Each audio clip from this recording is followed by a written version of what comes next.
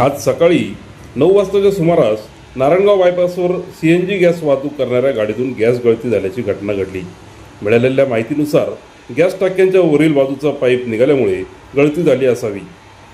प्रसंगाचे गांभीर्य लक्षात घेऊन तात्काळ गॅस टाक्यांचे व्हॉल्व्ह बंद करण्यात आले आणि त्यामुळे मोठी दुर्घटना टळली आहे। सुदैवाने या घटनेत कोणतीही जीवितहानी झालेली नाही।